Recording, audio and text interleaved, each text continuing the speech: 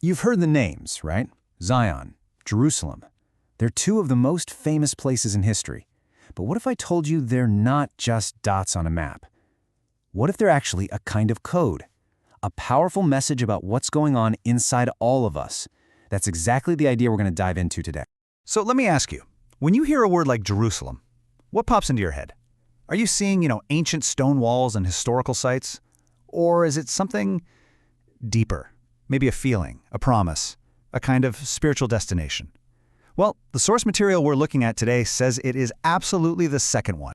And this right here, this is really the key to the whole thing. The text we're exploring argues that to really get what these places are all about, we have to look past the geography, past the physical stuff. We've got to search for a much deeper, symbolic meaning. It's all about shifting our whole perspective, from history to spirit. Okay, so how in the world do we even begin to unlock that spiritual meaning? Well, the source points us to this really fascinating allegory, kind of tucked away in the book of Galatians. And it's all about two mothers and two completely different paths in life. Now, this ancient story, it's way more than just some family drama. It's actually set up as a powerful metaphor for two different covenants, which is really just a way of saying two different ways of relating to the divine. So let's meet the players. On one side, you've got Ishmael. He's the son of Hagar, and she was a slave. Then on the other side, you have Isaac, the son of Sarah, who was a free woman. And trust me, their mother's status, slave versus free, that is everything when it comes to understanding what this allegory is all about. So the argument here is that Hagar and Sarah aren't just, people from the past. They become these massive symbols for two fundamental spiritual paths.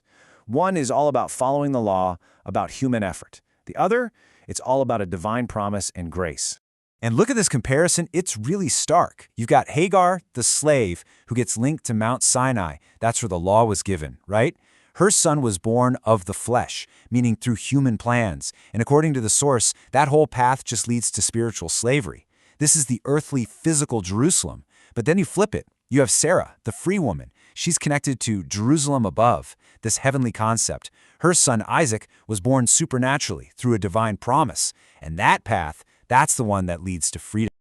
Okay, but the allegory isn't even the whole story. This is where it gets really cool. The source material suggests this entire spiritual drama is actually encoded right into the original Hebrew names of the places themselves. I mean, think about that for a second. What if the original meanings of the words Zion and Jerusalem actually back up this whole spiritual allegory? Could that be another hint that we're supposed to be looking deeper than just a spot on a map? Well, let's find out. All right, first up, Zion. Now, in the original Hebrew, one of its core meanings is parched place or dry land. Kind of surprising, right? We usually think of Zion as this place of glory and strength, but its name literally points to a place that's thirsty, a place of need. And then we have Jerusalem. Its name comes from roots that mean teaching and peace. So you get teaching of peace or foundation of peace. Okay, now hold on. Put those two together. A parched place and a teaching of peace. See where this is going? The connection is just wow. The parched place, Zion, which represents that dry, demanding nature of the law, it is desperately thirsty for Jerusalem, the teaching of peace, which is all about the life-giving water of the gospel. It's like the names themselves are telling us the entire story. Okay, so, ancient stories, hidden meanings and names. What does any of this have to do with us right here, right now? Well, this is where the source takes this whole thing and makes it incredibly personal. It stops being about abstract ideas and starts being about who we are, our identity. So, according to this way of thinking, if you are someone who aligns with that covenant of promise, then spiritually speaking, you are a child of Sarah, the free woman.